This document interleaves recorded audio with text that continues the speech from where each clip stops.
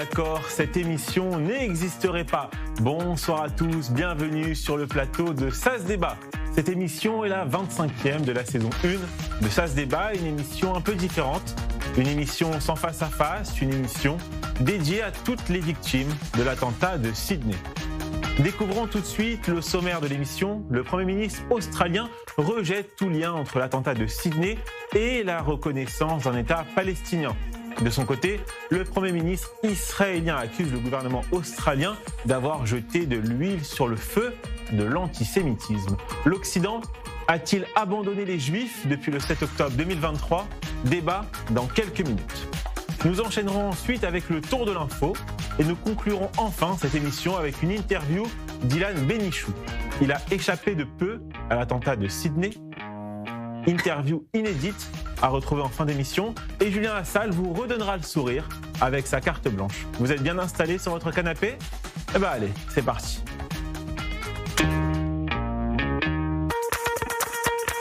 Ça se débat, saison 1, épisode 25 en compagnie de David Antonelli. Bonsoir David. Bonsoir Raphaël. Comment allez-vous ? Très bien. Vous avez célébré Hanouka en famille ? Exactement. Hier soir, toujours très heureux. C'est une fête extraordinaire que j'apprécie particulièrement. Donc, Chag Sameach à tous. Chag Sameach à tous ceux qui nous regardent. En face de vous, Jérémy Simber. Bonsoir Jérémy. Bonsoir Raphaël. Comment allez-vous ? Très bien, également. On va vous dire un grand Mazal Tov, parce qu'aujourd'hui, c'est une journée particulière pour vous. Allez-y, racontez-nous. Eh bien, aujourd'hui, ça fait exactement 10 ans que j'ai fait mon Aliyah. Donc, je suis venu m'installer en Israël. Et c'est en effet un jour très spécial pour moi. Donc, que de mieux que de venir faire un bon débat israélien en compagnie de vous et voilà, et des invités. Donc, Vous n'avez pas pris une ride, cher Jérémy ? Ah, il paraît. Le temps que les deux débattent ensemble sur ce plateau, voilà. Ça se complimente. Et à Paris, bonsoir Mathieu Alterman. Comment allez-vous ? Bonsoir, ça va, sauf que je suis avec le docteur Jean-Michel Cohen et je lui disais que j'avais mangé des beignets. Il me disait que c'était trop dangereux, fallait pas, c'était pas bon pour la ligne, il fallait surtout arrêter ça. Eh bien, en tout cas, bienvenue dans la grande famille de Ça se débat. Et vous allez voir, on a peut-être, allez, on va dire une surprise pour vous à Paris en fin d'émission. J'espère que vous n'allez pas vous faire gronder par Jean-Michel Cohen. Bonsoir Jean-Michel Cohen, comment allez-vous ? Bonjour Raphaël, moi je vais très bien. Et j'ai quand même mangé des beignets, si vous voulez tout savoir.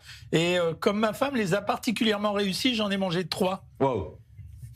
Donc, vous voyez, puni par ses propres démons. Félicitations à Mme Cohen pour la réalisation de ces beignets. Découvrons à présent quels débatteurs ont gagné les face-à-face de l'émission de jeudi. À la question, une normalisation des relations entre Israël et l'Arabie Saoudite est-elle envisageable sans la création d'un État palestinien ? Vous êtes d'accord à 73% avec Caroline Sportes. Et à la question, la France doit-elle s'inspirer de la politique migratoire de Donald Trump ? Vous êtes d'accord à 89% avec Jean Messia. Bravo aux gagnants. Passons tout de suite au premier grand débat de cette émission. Alors vous l'avez compris, pas de face-à-face ce soir, pas de minutes. On va consacrer toute la première demi-heure de cette émission à l'attentat terrible de Sydney. Et je vais commencer avec vous, Jérémy Simber. J'aimerais vous faire réagir à cette déclaration de Benyamin Netanyahou qui a été énormément commentée aussi en France en réaction à l'attentat. L'antisémitisme est un cancer qui se propage lorsque les dirigeants restent silencieux et n'agissent pas. Est-ce que le Premier ministre israélien a raison de viser comme cela le gouvernement australien ? Moi, je pense que quelque part, il a raison, mais la façon dont il le dit, la façon dont il... Comment dirais-je ? Il faut toujours qu'il exagère partout, qu'il mette un petit peu plus qu'il ne faut. Parce que, je dis, si ça s'était passé en Hongrie ou en Allemagne, là où on a des bonnes relations avec ce pays, s'il y avait un attentat qui s'était passé là, et ça se passe malheureusement de temps à autre, par exemple en Allemagne, il aurait une réaction différente. Mais non.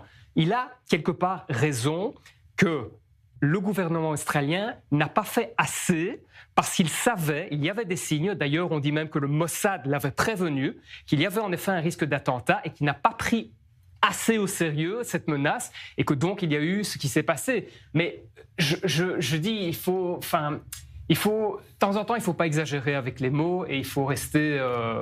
Voilà, il faut rester objectif. David Antonelli, j'ai regardé attentivement la télévision française depuis hier et beaucoup n'ont pas attendu longtemps avant d'accuser Benyamin Netanyahou de jeter de l'huile sur le feu. On l'a vu sur BFM TV, on l'a vu sur RTL, je ne vais pas citer le nom des éditorialistes qui ont utilisé ces termes.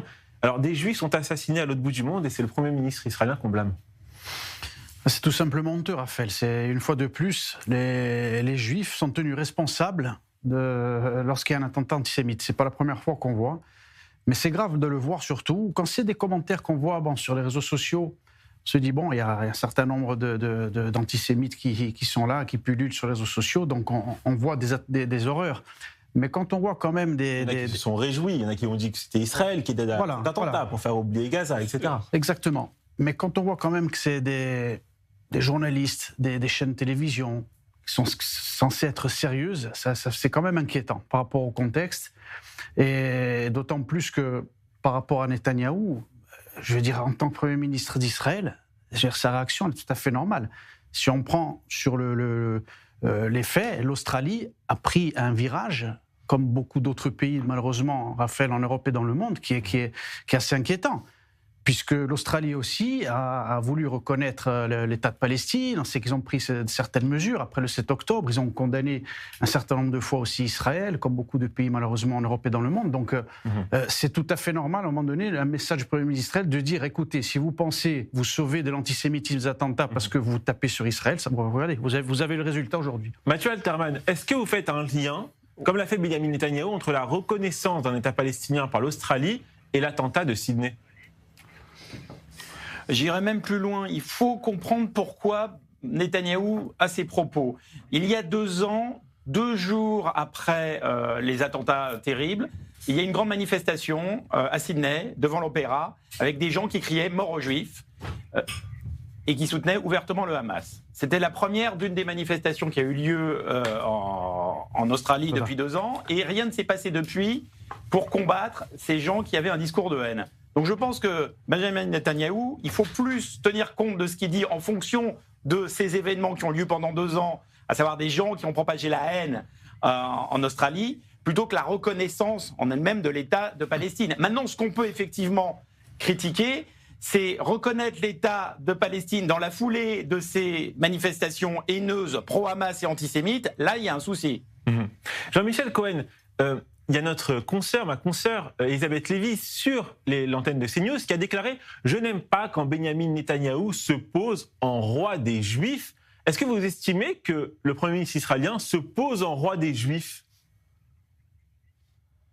Il est le représentant de l'État d'Israël, élu démocratiquement par son peuple, et Israël est un État juif. Donc, il n'est pas roi, il n'est que le Premier ministre, mais je trouve très excessif ça. Vous savez, ça fait partie de la mode actuelle. Tous les maux dont nous souffrons sont sous la responsabilité de Netanyahou. Ça veut dire une façon de critiquer les Juifs aujourd'hui, c'est critiquer Netanyahou. Je voudrais rappeler que l'antisémitisme, il repose sur 3 piliers. Un antisémitisme latent qui a toujours existé et qui ne cédera pas. Un antisémitisme qui a prospéré sur les événements du 7 octobre et qui a fait qu'il y a eu une communautarisation et une personnalisation de ce conflit comme un conflit entre Juifs et Arabes qui a prospéré au travers des manifestations qu'on a vues et qui n'ont jamais été interdites, qui ont été de plus en plus loin, l'intifada partout en ville, mort aux Juifs que vient de rappeler Mathieu. Et puis la 3e partie qui était une consonance, une résonance politique. Ça veut dire que beaucoup de dirigeants politiques ont pour principe de flatter un électorat qu'il estime plus nombreux, même s'il se trompe, qu'un électorat qui est moins nombreux. Donc en l'occurrence, je trouve qu'il a le mérite de réveiller les gens. Je rappelle quand même que nous n'avons pas assisté de grandes manifestations, en tout cas en France, à propos de l'antisémitisme. On n'a pas le sentiment, on se retrouve tout seul au Trocadéro ou à la place de la République en général, et on a quelques hommes politiques qui viennent, qui justifient d'ailleurs pourquoi les Juifs ont eu tendance à se réfugier vers des partis qui sont antinomiques avec leur histoire. Mais là, dire que l'Occident ne nous a pas protégés, non. Quand je vois en Allemagne le niveau de la répression qui est fait à l'égard des manifestations violentes pro-palestiniennes et au fait d'interdire l'utilisation des drapeaux autres que leurs drapeaux nationaux, oui, il y a une action. En France, non, on a l'impression qu'on est dans une espèce de calme mou, on nie l'antisémitisme. Et hier encore, ça a été l'exemple type du fait que les Occidentaux, d'une façon générale, nous préfèrent morts. Quand les Juifs meurent, eh bien, on a le droit à leurs condoléances. Mais quand les Juifs sont vivants, en général, on les déteste. C'est toujours comme ça que ça se passe. Le 7 octobre, il a fallu attendre 48 heures avant que ça commence. C'est-à-dire, d'abord 48 heures d'empathie et ensuite la détestation. Hier, il y a eu 3 heures d'empathie et c'était parti. On a accusé Netanyahou. Donc moi, j'approuve totalement Netanyahou. Il faut réveiller ces gens. L'antisémitisme est un racisme. Il s'exerce aujourd'hui à l'égard des Juifs, demain probablement à l'égard des Arabes, ou encore à l'égard des Hindous, ou encore à l'égard des personnes Si Jean-Michel, mais surtout qu'il y a une décision à prendre. J'approuve Netanyahou. Il y a une décision à prendre, si vous me permettez, c'est que je pense que l'appel du Premier ministre, et on l'a vu, il y a certainement un plan qui va être proposé pour l'ALIA, notamment pour la France, d'après ce que j'ai Mais pu Rabin voir. en a parlé hier sur ce plateau. Voilà. Donc, en réalité, aujourd'hui, c'est ça. Ce que fait Netanyahou aussi, c'est un appel à tous les Juifs du monde entier de leur dire, écoutez, d'une manière, bien sûr, il ne le dit pas directement, mais c'est de dire, regardez, il y a un certain nombre de pays aujourd'hui dans le monde qui sont plus capables d'assurer votre sécurité. Prenez-en conscience aujourd'hui, vous n'êtes plus en sécurité nulle part. Le seul endroit où vous êtes chez vous, c'est de revenir à la maison, c'est en Israël. Donc c'est un appel aussi de tous les Juifs de la diaspora à leur faire comprendre qu'aujourd'hui on est dans une situation sur un point de non-retour. Les pays ne sont plus capables de protéger les Juifs, ou n'importe lesquels, que ce soit en Europe ou dans le monde. Et donc Netanyahou a dit, regardez, aujourd'hui il y a un pays qui s'appelle Israël, c'est chez vous, on va tout faire pour de vous donner la possibilité de revenir, on va vous aider, mais sachez qu'aujourd'hui vous êtes en grand danger. Jérémy Simber, vous êtes d'accord avec ça ? Oui et non. Qu'on appelle à faire son alia, oui, d'accord, toujours, très bien. Israël est notre pays, et bien évidemment, tant mieux qu'il y ait beaucoup de Juifs qui viennent ici. D'un autre côté, moi, dire que les pays ne savent plus protéger les communautés juives, non, je ne suis pas d'accord. Je pense qu'il y a de quoi faire. C'est juste qu'actuellement, et surtout en Australie et dans les pays où on voit un attentat après l'autre, il y a cette sorte de laisser-aller qui fait qu'on donne la possibilité aux terroristes de faire leur jeu et d'être libres et de faire ces attentats. Mais je pense que la situation n'est pas aussi désespérée qu'elle n'en a l'air. Ça, c'est mon avis. Le problème qu'il y a, très rapidement, c'est que le problème qu'il y a, Jérémy, c'est que dans un certain nombre de pays en Europe, on en a parlé souvent ici, c'est qu'il y a un changement démographique évident. Et certains pays, aujourd'hui en Europe, n'ont plus la même image ou la même configuration ou la même population qu'il y a 20 ans, 30 ans, 40 ans, 50 ans en arrière. Aujourd'hui, les masses islamiques sont là, qu'on le veuille ou non.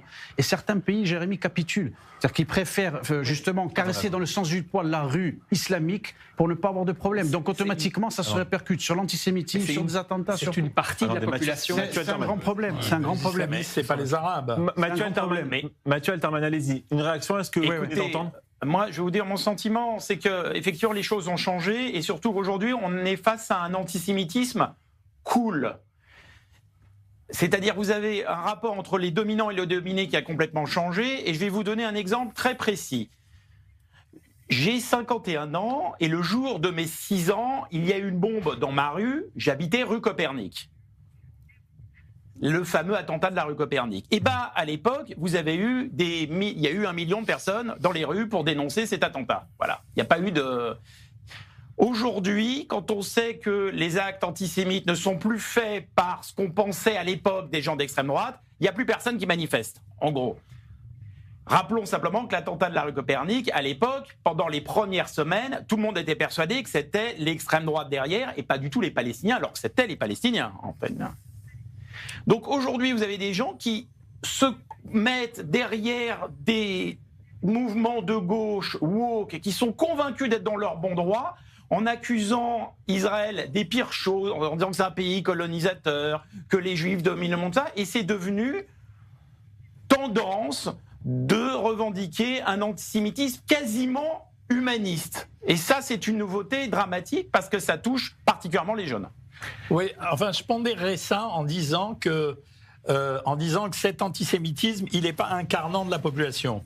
Quand on regarde la population française, toute communauté confondue, on ne peut pas dire qu'il y a une majorité de gens qui sont antisémites. C'est pas vrai. Et même encore aujourd'hui, il y a une majorité de gens qui ne sont pas antisémites. Et là, tout à l'heure, on a parlé. Je voudrais pas qu'on mélange les islamistes avec les arabes. Hein. Ça veut dire il y a toute une fraction de la population musulmane qui est très importantes qui n'ont rien à voir avec l'islamisme et qui veulent vivre en paix avec toutes les autres communautés. Juste cet antisémitisme, ce que je reproche à l'heure actuelle à nos gouvernants, c'est de ne pas prendre le problème à bas-le-corps. Quand on entend des manifestations avec des slogans extrêmement violents et quand on laisse ces manifestations se poursuivre de semaine en semaine avec une répétitivité que les gauchistes de tendance trotskiste pratiquent comme une méthode, je le rappelle. Ça veut dire qu'on dit chez les gauchistes trotskistes que même un mensonge répété à l'infini finira par s'imposer comme une vérité. Alors là, on remplit plus son rôle.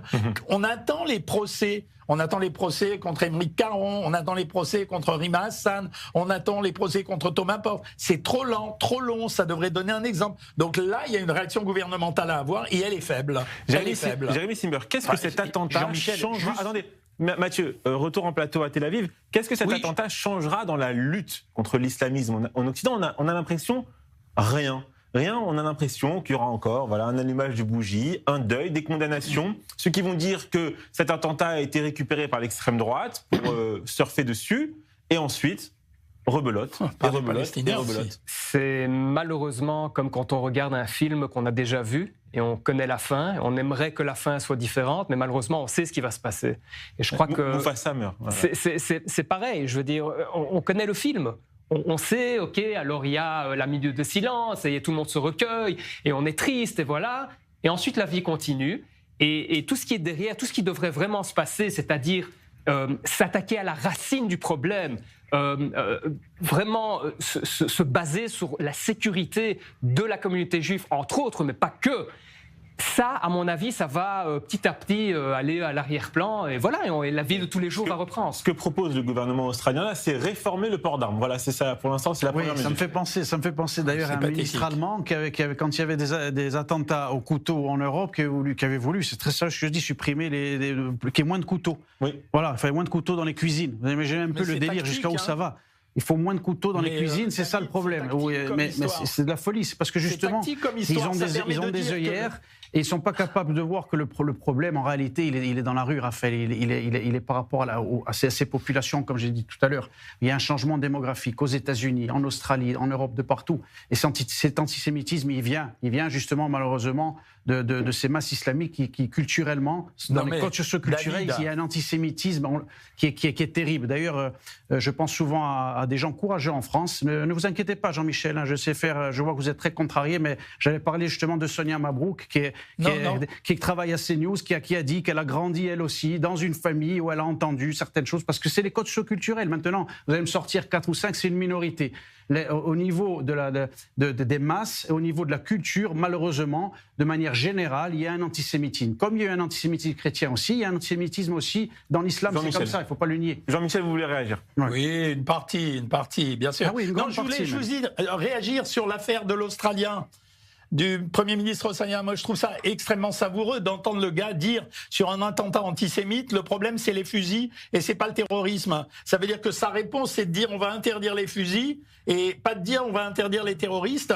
Donc ça veut dire qu'il veut se dédouaner du problème de l'antisémitisme. Donc c'est vraiment tactique. Quant au problème de l'islamisme, on le sait bien, ça qu'il y a une fraction de gens qui sont éduqués dans l'antisémitisme. Mais je vous assure, peut-être que le pourcentage est monté jusqu'à 50%, mais il n'est pas le reflet exact du modèle de pensée des gens. Si on faisait le boulot, ça veut dire accepter que les livres éducatifs soient faits d'une certaine façon, accepter que les imams soient quand même cadré dans un protocole où on sait qu'il respecte la République, etc., etc. Regardez le maire de New York, Jean-Michel, je vous prends un exemple. Il a été élu sur quoi, le maire de New York? Il a été élu parce qu'il est anti-Israël, parce qu'il a l'aime des Juifs. C'est sur ça qu'on l'a élu aujourd'hui. Un certain nombre de représentants en Europe et dans le monde sont élus. Ils sont anti-Israël. Ils sont antisémites. Et ils ont le devoir devant. C'est comme la France insoumise. C'est pas le sujet. Il a été élu parce qu'il a parlé au peuple. Il a été élu. Non, il a été élu parce qu'il a parlé aux jeunes qui étaient paupérisés. Pas du tout. Et Mathieu, il a promesses qu'il ne va pas tenir. On va revenir sur l'attentat. On va revenir sur l'attentat de Sydney et on va se poser la question aussi parce que chez nos confrères de CNews, décidément, on parle beaucoup de ce soir. Thibault de Montbrial alerté récemment sur la possibilité qu'un 7 octobre ait lieu en France. Est-ce que vous partagez cette inquiétude, Mathieu?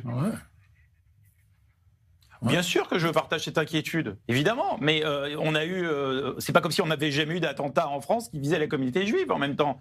On en a eu depuis 1980, un mouvement régulier. Ça n'arrête jamais. Ça n'arrête jamais. Moi, j'ai envie de vous dire une chose, c'est que je vous trouve un peu trop optimiste autour du plateau. Rappelons-nous que nous sommes voués à vivre entre deux catastrophes et que plus on s'éloigne de la Shoah, moins il y a de survivants, moins il y a de témoignages, et plus les langues d'antisémites se délient. Finalement, on retrouve un antisémitisme comme on retrouvait avant la Shoah, comme dans les années 30, et qui d'ailleurs existait également dans les partis de gauche. C'était d'ailleurs le sujet du fameux livre de Bernard-Henri Lévy qui s'appelle l'identité française, et qui parlait de cet antisémitisme venu de la gauche, qui était relié avec un anticapitalisme contre les États-Unis, l'Angleterre et les Juifs. En gros, voilà. On retrouve ça aujourd'hui. C'est flagrant.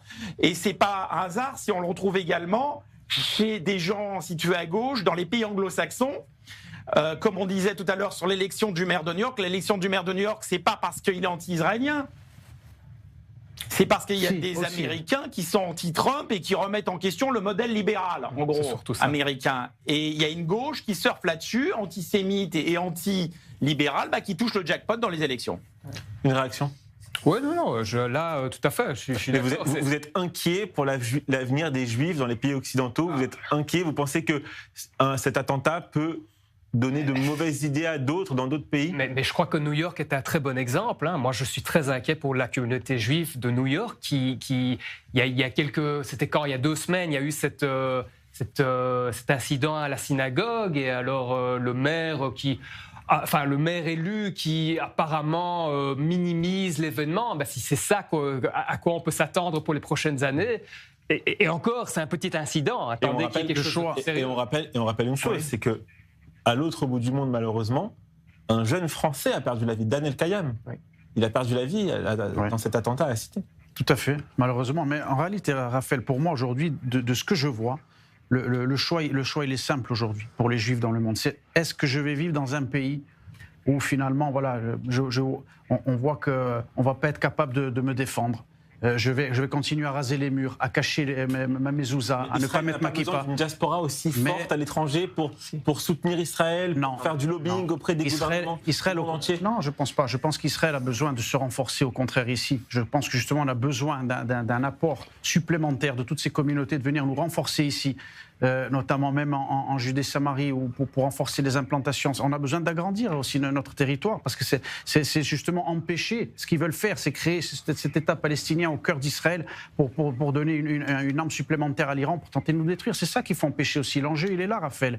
Et comme le disent beaucoup, il vaut mieux revenir ici en Israël, parce qu'ici, on se défend nous-mêmes. On a notre armée, notre police, on revient avec la tête haute, plutôt que d'être dépendant d'États qui n'ont plus rien à faire et qui courbent les chines, parce que justement, ils ont besoin de gagner, d'être au pouvoir, parce que ils sont par les rues islamistes qui imposent justement cette tension-là. Mathieu Alterman, j'entends votre discours, et si je comprends bien, pour vous, les Occidentaux n'ont pas attendu le 7 octobre pour lâcher les Juifs, comme on peut l'entendre.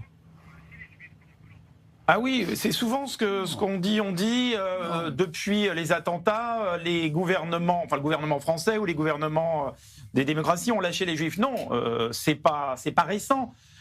Mais il faut pas oublier que nous sommes une minorité de minorités. On représente très très très peu de gens à travers le monde. Donc on peut pas non plus reprocher. Attention, je prends des pincettes.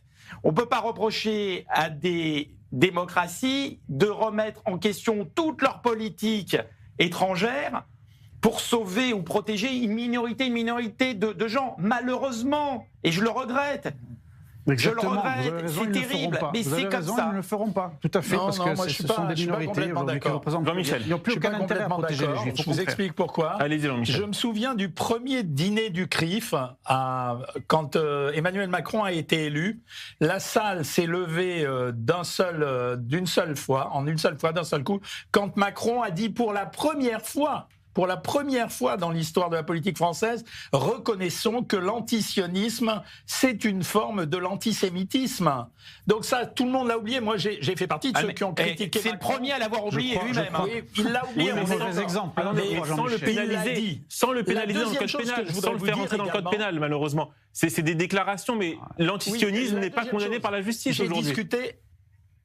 J'ai discuté avec un de nos gouvernants récemment et je lui ai dit que, comme d'autres ici, j'étais victime de petites agressions sur les réseaux. Et il m'a demandé ce que je faisais. Et je lui ai dit, écoute, je les signale pas toutes parce que vraiment, j'ai pas de temps à perdre. Et il m'a dit, tu as tort, parce que nous les pistons tous et nous sommes capables de les retrouver, même si tu trouves pas ça dans la presse. Donc je suis pas complètement d'accord sur l'abandon complet des Occidentaux. Je dis simplement qu'il y a une forme de douceur. On va finir sur cette On va note essayer de d'optimisme. protéger les uns et les autres de pas de vagues, qui est vraiment négative pour nous, par contre. Merci beaucoup Jean-Michel, on finit sur une note d'optimisme, cette première partie d'émission. Il est l'heure de marquer une courte page de pub. On se retrouve tout de suite sur la 24 News. Ne bougez pas.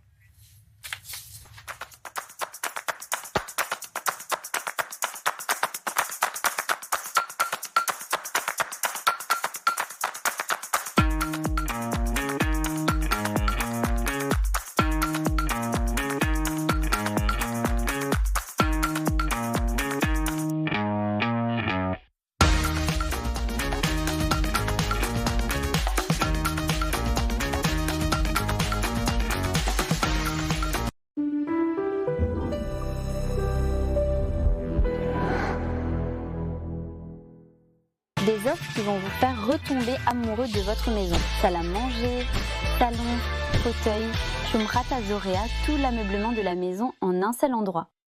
Israël Bonds soutient Israël depuis 1951, lorsque la guerre contre le Hamas a éclaté. Les Israël Bonds ont répondu à l'appel, prouvant qu'ils sont beaucoup plus qu'un investissement. Ils sont un soutien essentiel. Les Israël Bonds sont des obligations émises par l'État d'Israël. En choisissant de souscrire à des Israël Bonds, vous investissez directement dans l'État d'Israël. Un soutien concret pour l'avenir d'Israël. C'est le moment, bâtissons l'avenir ensemble. Cabinet d'assurance, que puis-je faire pour vous? Bonjour, j'appelle pour les frais Si d'hospitalisation. vous appelez pour un sinistre, tapez 1. Pour un contrat, faites le 2. Une facture, 2 pour un faites contrat. le 3. Pour une réclamation, faites le 4. Allô, j'ai dit 2, le 2. Pour les horaires de cinéma, faites le 5. Vous êtes sérieux là? Pour vous réconcilier avec votre ex, Parfois, il suffit de changer d'univers pour être enfin bien assuré et rassuré. Choisissez l'univers.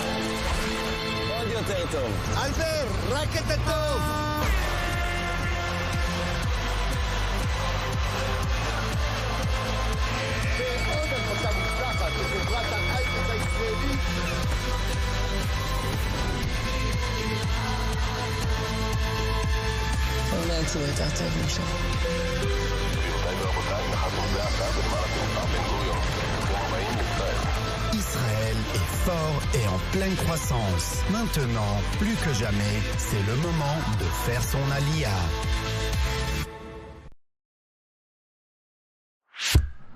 Vous vivez en Israël ou préparez votre alia? Félicitations. Vous avez un téléphone? Parfait. Téléchargez gratuitement l'appli Olim et découvrez tout ce que nous avons à vous offrir. Prise de rendez-vous médicaux et administratifs, paiement de vos factures, vérification de dettes, traduction instantanée, recommandations de professionnels, suivi de demandes et bien d'autres choses encore. Et si vous n'y arrivez pas tout seul, notre équipe parle votre langue et vous aide dans toutes vos démarches en Israël, à partir de 99 shekels par mois en illimité et pour toute la famille. Alors n'hésitez plus. Téléchargez l'appli ou contactez-nous. Les équipes du Magen David Adom sauvent des vies. Ambulance, unité mobile, don du sang, secouristes. Ils sont sur tous les fronts, pour tous, sans distinction. En cette fin d'année, votre don peut tout changer. En France, chaque euro compte et chaque don renforce la capacité du MDA à intervenir plus vite, plus loin, plus fort.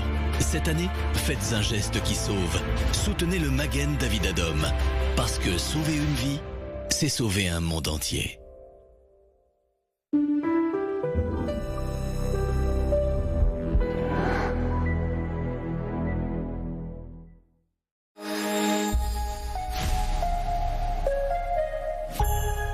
Le grand oral sur i24 News, c'est chaque lundi à 21h30.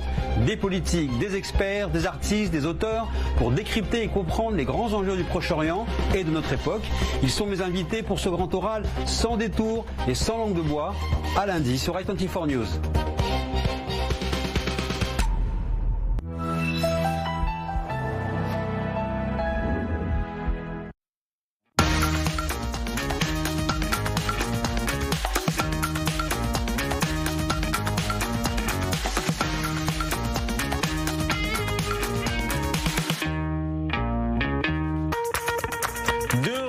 Sur le plateau d'i24 News, toujours en compagnie de Mathieu Alterman, Jean-Michel Cohen, Jérémy Simber et David Antonelli. Vous en avez l'habitude, on ne va pas changer les bonnes habitudes. Après la publicité, c'est le tour de l'info. Le tour de l'info, c'est parti. Ouais.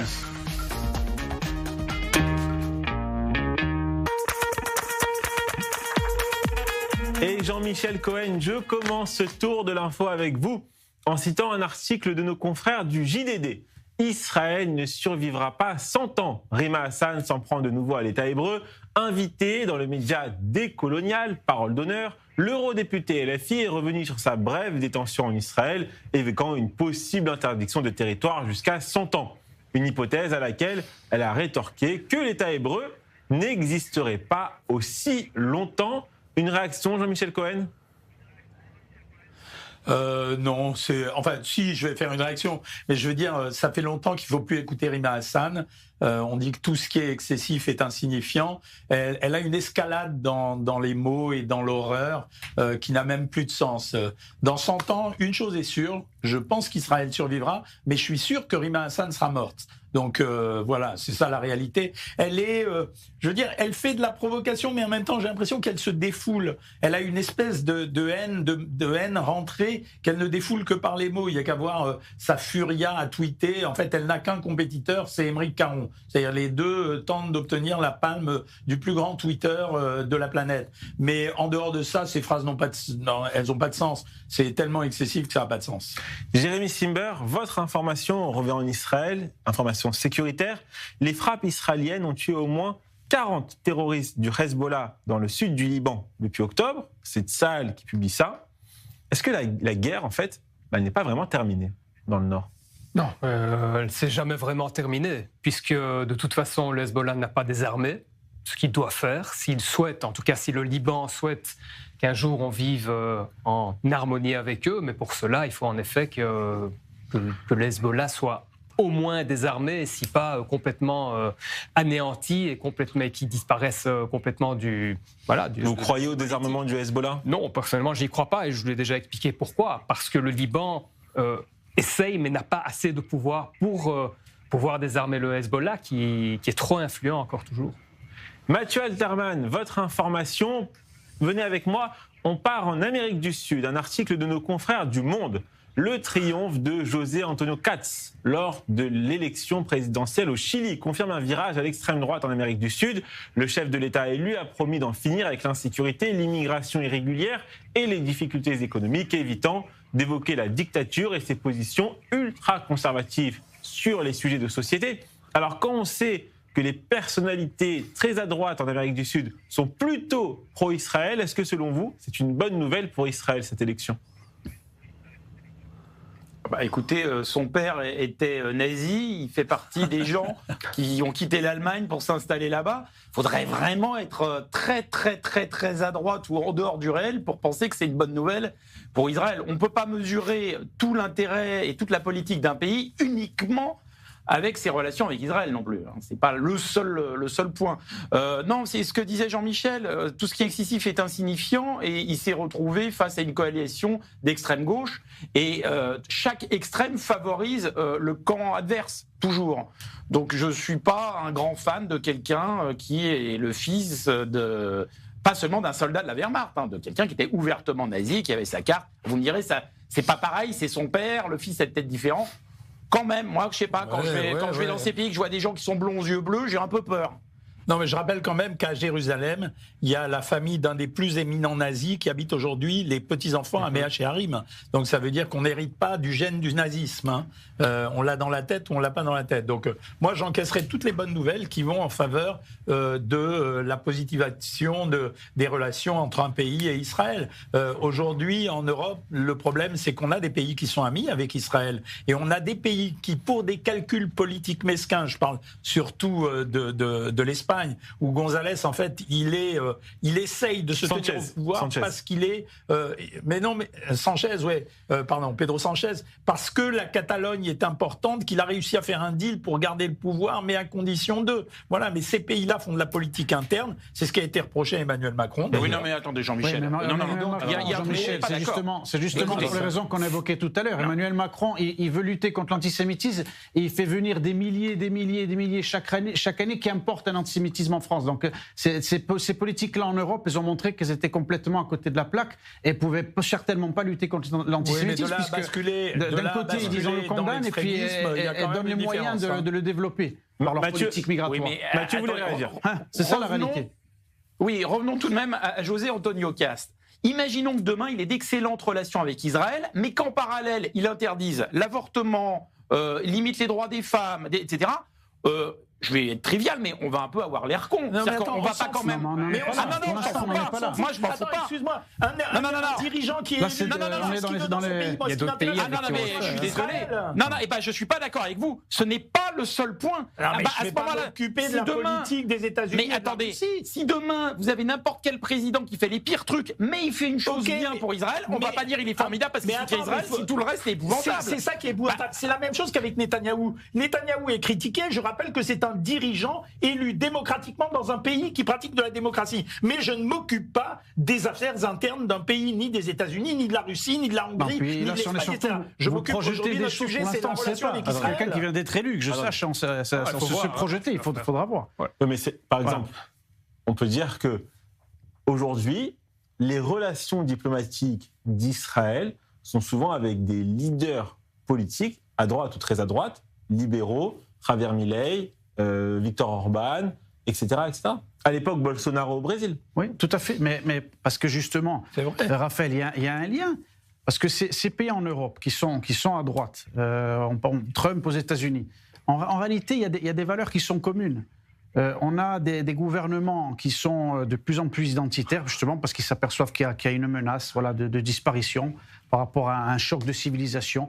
Donc des pays qui veulent préserver leur identité, leur culture.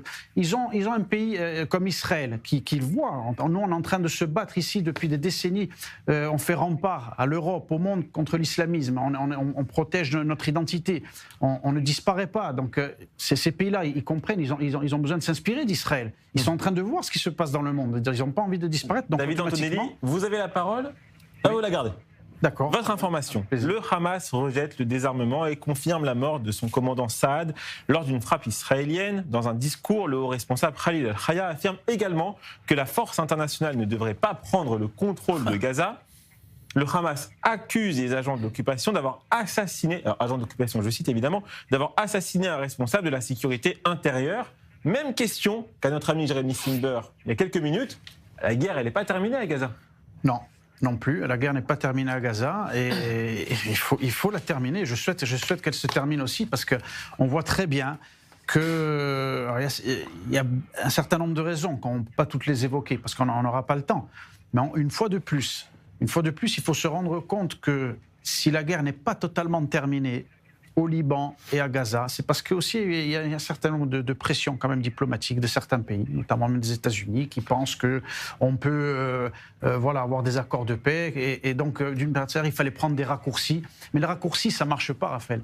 Quand on a une organisation comme le Hamas en face et le Hezbollah au Liban, tant qu'ils ne seront pas éradiqués, on est dans un cycle où ça reviendra tout le temps. Là, par contre, Trump... On s'en sortira jamais. Trump, il n'était pas content de cet assassinat de cette élimination, de ce leader Justement, du voilà, Hamas. exactement. Pourquoi ? Parce que justement, Trump, c'est quelqu'un qui a envie je pense sur le mauvais côté de Trump, j'ai parlé sur le mauvais côté, c'est quelqu'un qui a envie de briller. Il a envie qu'on dise il a réussi à faire la paix partout. Donc, d'une certaine manière, il va peut-être mettre sur le tapis un peu trop rapidement certaines problématiques sécuritaires.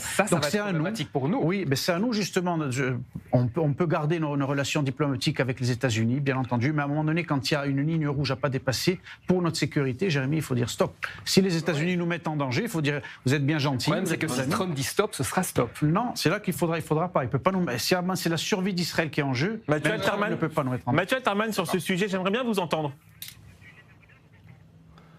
Qu'est-ce que vous voulez que je vous dise Trump, je peux vous parler de la politique américaine depuis des décennies à travers le monde, qui joue un peu un rôle de gendarme et qui va jamais vraiment jusqu'au bout. On l'a vu il y a quelques mois avec l'Iran, on n'en parle plus d'ailleurs de l'Iran, de ce qui s'est passé. Ils ont condamné d'ailleurs le massacre en Australie, c'est assez piquant. Oui, c'est assez amusant. Donc, oui, comme vous parliez du mauvais côté de Trump, mais je pense que c'est pas limité à Trump, c'est à chaque fois la même chose avec tous les présidents américains. Il y a un moment où ils vont pas jusqu'au bout, ils font faire le travail par d'autres, en l'occurrence par Israël. Ils condamnent, mais on ne sait pas, il y a un double langage permanent s'ils condamnent vraiment en off. Et effectivement, c'est pas ça. En tout cas, moi, pour revenir, on parlait de l'Iran, moi, j'ai des amis qui croyaient vraiment à un renversement réel il y a quelques mois. Aujourd'hui, ils sont déçus. Jean-Michel Cohen, on va poursuivre ce tour de l'info avec vous. Une deuxième information pour chacun. Voilà, très bien. Une émission assez exceptionnelle. Ouais. Je vous dis la vérité, chers téléspectateurs, on devait avoir une personne en Australie en interview, une personne qui était sur place à Sydney, et on n'arrive malheureusement pas à le joindre. Donc, si on arrive à le joindre, on arrêtera le tour de l'info et on commencera cette interview. Sinon, on poursuit le tour de l'info. Très bien. Jean-Michel Cohen, c'est à vous. Une salle 100% femmes dans le plus grand food court halal de France fait polémique. Ce sont 20 mètres carrés sur 400 où les femmes peuvent se retrouver ensemble pour fêter des anniversaires ou des remises de diplômes. Le gérant du snack Seven Times de Vaux-en-Velin, commune populaire de la banlieue de Lyon, dément auprès du Figaro les accusations de séparatisme de son établissement. Une réaction, Jean-Michel, pour une salle réservée aux femmes dans un restaurant ? Écoutez, quand c'est une initiative privée et qu'elle est contextualisée comme ça, mais que finalement elle a loué une salle et les gens ont demandé à avoir une salle à part que pour eux, comme si moi j'avais une salle avec mes copains pour faire une fête, ça me dérange pas. Ce qui me dérange, c'est quand c'est dans l'espace public, quand c'est dans les institutions républicaines, non, ça ne se fait pas. Après que dans une salle privée d'un magasin qui appartient à un gérant qui a pris la décision avec l'accord des gens qui y vont, sans interdit quoi que ce soit, c'est son problème. Moi, j'ai toujours dit que la communautarisation dans l'espace privé, c'était le problème de chacun. Que ça soit des chrétiens, des juifs ou des musulmans. Par contre, pas d'invasion sur la partie publique et pas d'invasion dans les institutions républicaines. Voilà. Donc moi, ça me choque pas, ça me gêne pas. C'est la communautarisation à l'extrême. Ok, mais qu'elle n'envahisse pas la communauté. C'est par exemple comme dans les écoles. Je supporte pas que dans les écoles, il y ait une distinction et qu'on dise il va falloir manger comme ceci ou comme cela, ou kasher, ou halal, ou d'une autre façon. Ça, je supporte pas. C'est l'école laïque et républicaine. Jérémy Simber, on va en Allemagne. Un député du parti d'extrême droite allemand AfD est poursuivi pour un salut nazi présumé au sein de la chambre basse du Parlement allemand en 2023, a indiqué ce lundi 15 décembre le parquet de Berlin. Une réaction ? Ça prouve que l'extrême droite est aussi toujours un problème et que pas partout, c'est vrai, il y a certains côtés que je ne peux pas appeler extrême droite, plutôt droite radicale qui se veut un petit peu plus moderne, etc. Mais là, c'est un exemple flagrant de descendants de nazis qui continuent sur la même ligne. Et voilà, que dire de plus ? C'est anormal. Mathieu Alterman, votre information, on va en Israël cette fois. L'Institut israélien de la démocratie a publié dimanche son 10e rapport statistique annuel sur la société orthodoxe, constatant que la stagnation de l'emploi et de l'enrôlement militaire des hommes orthodoxes a persisté au cours de la dernière décennie, alors que la population de la communauté et les inscriptions dans les instituts talmudiques, eux, ont continué de croître. On sait que l'enrôlement des orthodoxes dans l'armée sera l'un des sujets principaux de la prochaine campagne électorale en Israël. Est-ce que vous avez une opinion là-dessus ? Écoutez, oui, j'ai une opinion, mais je trouve que ce serait déplacé de la donner dans la mesure où je ne suis pas israélien et que je n'habite pas là-bas. Hein, en gros, voilà. Donc oui, j'ai une opinion. Je peux vous dire qu'elle est semblable à ce que pensent beaucoup d'Israéliens et que c'est un sujet, c'est une poudrière. Voilà. Ouais. Voilà. Il y a un sujet, il y a un moment, il y a une société qui en va avoir marre d'entretenir une autre qui défend pas le pays et qui, pour parler poliment, fait pas grand-chose. Voilà. Jean-Michel ? Au risque de provoquer. Non, vous savez que je suis nuancé là-dessus depuis que j'ai écouté des explications religieuses. C'est-à-dire, c'est vrai que je suis persuadé aujourd'hui, ça va faire plaisir à M. Antonelli. C'est vrai qu'on s'est réunis, si on existe encore aujourd'hui, c'est au travers d'un livre, la Torah. Donc il faut bien qu'il y ait des gens qui continuent à l'étudier, à en parler, à la répéter, etc. etc. Par contre, on est parti dans l'excès cette fois-ci. Dire je suis orthodoxe égale j'ai le droit de ne pas aller au service militaire, et notamment en temps de guerre, ça m'a paru très excessif. Et en plus, il y a deux catégories là-dedans. Il y a des gens qui étudient réellement, et qui peuvent d'ailleurs arrêter d'étudier pendant quelques temps et reprendre, et il y a des gens qui disent étudier, mais qui n'étudient pas réellement. Donc je pense qu'il y a un dépoussiérage à faire autour du système qu'il va falloir faire, en respectant quand même un certain nombre de sensibilités. David Antonelli, votre information: 3 Saoudiens condamnés pour meurtre d'un ressortissant soudanais ont été exécutés à la Mecque, a annoncé ce lundi 15 décembre le ministère de l'Intérieur dans un communiqué publié par l'agence de presse saoudienne SPA, portant à 340 le nombre d'exécutions depuis le début de l'année, dont 193 étrangers. Selon l'ONG Amnesty International, qui comptabilise depuis 1990 les exécutions dans cette riche monarchie du Golfe, suivant une application rigoriste de la loi islamique, le royaume est le pays qui a exécuté le plus de prisonniers au monde en 2024, après la Chine et après l'Iran. Tout à l'heure, on parlait de réalpolitik, de diplomatie. Est-ce que c'est un pays avec lequel vous voulez qu'Israël fasse la paix ?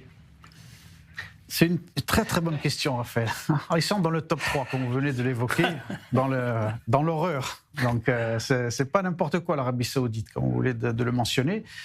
Moi, je vais vous dire une chose, c'est assez amusant de voir justement ce qui est en train de se faire par rapport à ça. Parce que si on regarde par rapport aux accords d'Abraham, en réalité, les pays du monde entier et l'Arabie Saoudite se permettent de poser des conditions à Israël. Nous qui sommes au Moyen-Orient, qui sommes légitimes sur notre terre, moins de centimètres qu'on occupe, on est légitime, plus que personne depuis des millénaires. Et ils nous posent des conditions. Et en face, on a un pays justement qui se place 3e dans les condamnations, dans l'application de la charia la plus rigoriste qu'on trouve dans le monde entier, avec l'Iran. Donc c'est assez amusant. Et de voir que personne ne le soulève. C'est-à-dire qu'on n'a jamais entendu un dirigeant dire « mais attendez », dire un mot et même au niveau israélien, mais de dire « mais en quoi vous osez nous poser des conditions, nous Israël, regardez déjà ce que vous faites dans votre pays, on ne dit rien. S'il faut qu'on normalise des relations, ok, on fait du business, économiquement aussi, il n'y a pas de problème. On ne se permettra pas d'aller fouiner dans vos horreurs, mais à un moment donné, un peu de retenue. Et je pense que l'Arabie Saoudite, par rapport à ce que Jean-Michel, sans arrêt, ce qu'elle est en train de présenter à Donald Trump et de demander, il faut que ça cesse. Jean-Michel, c'est à vous. Oui, je voulais justement dire quelque chose à David là-dessus, et à Mathieu. Autant je m'interdis de rentrer dans les affaires internes d'un pays quand il s'agit d'un pays qui pratique la démocratie. On a parlé tout à l'heure du Chili. Et je considère que le président démocratique, il mène la politique qu'il a énoncée à son peuple, qu'il l'a élu pour le faire, même si ça ne nous plaît pas. Tu as parlé de l'avortement, etc., de tas de trucs. Même si ça ne nous plaît pas, c'est le peuple qui a choisi son dirigeant, comme nous, on a choisi Macron et comme les Israéliens ont choisi Netanyahou.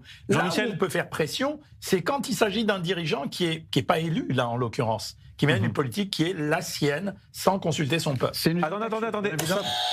J'ai une bonne nouvelle parce que notre invité depuis l'Australie est avec nous. Bonsoir, Ilan Benichou.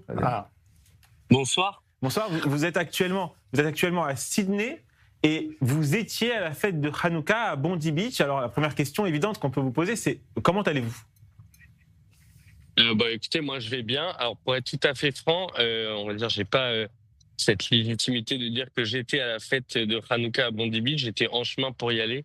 Il me restait 150 mètres pour y arriver. Mais on va dire heureusement pour moi, j'y étais pas encore arrivé. J'étais pas encore arrivé là-bas. Et alors, racontez-nous comment vous avez vécu ça. Et est-ce que vous connaissiez des victimes de l'attentat ?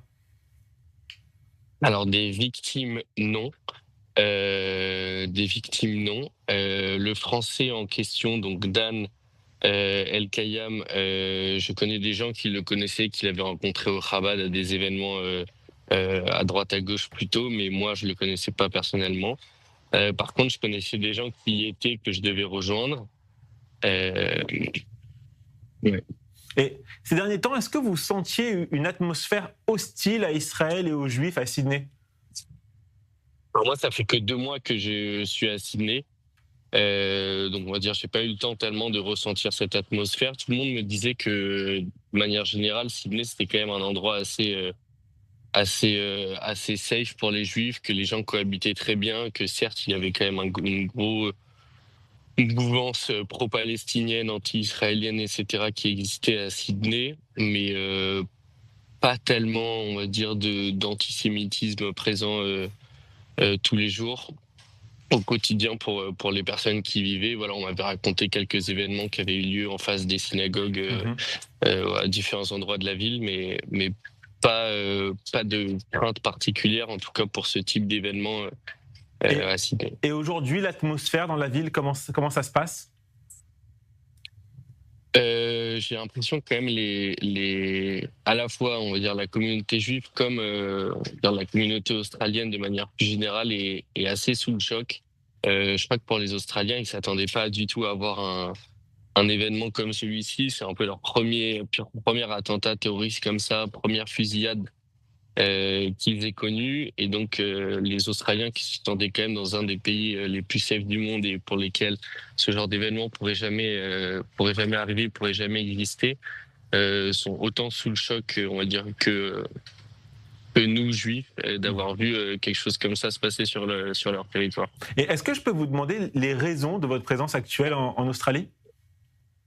Alors moi, je suis juste ici pour un stage de césure, un premier stage de 6 mois. Donc je suis arrivé il y a 2 mois et je pars dans 3-4. Donc voilà, je suis très très temporaire ici. Et vous connaissiez, vous fréquentiez le mouvement Chabad. On sait qu'ils sont là pour accueillir les gens qui viennent de l'étranger, les touristes et ceux qui restent plus longtemps. Vous fréquentiez le Chabad de Sydney ? Ouais, tout à fait. Donc vous connaissiez cette communauté et cet événement qui est évidemment très, très fréquenté. Aujourd'hui, qu'est-ce qui se passe ? Comment se sont passées les quelques heures qui ont suivi et l'allumage des bougies aujourd'hui, la suite, la vie reprend ? Racontez-nous. Par exemple, j'étais sur un groupe WhatsApp, sur le groupe WhatsApp un peu des jeunes du Chabad de la communauté de Sydney, donc un peu ceux qui ont organisé cet événement. Donc tout de suite, pendant l'attaque, il y avait plein de messages de personnes qui écrivaient, on va dire différents types de messages. Il y a des gens qui disaient attention, sortez pas de chez vous, il y a une attaque à Bondi. D'autres qui disaient je suis caché, vous êtes où ? Parce que voilà, les gens, certains étaient déjà à l'événement, d'autres s'y rendaient comme moi. Depuis, ensuite, tous les événements juifs ont été interdits à Sydney. Et là, ce matin, ça a repris progressivement. Je sais que là, il y a l'office dans la grande synagogue qui a repris ce matin. Il était interdit hier. Hier soir, au final, moi, je me suis rendu de retour sur la plage de Bondi pour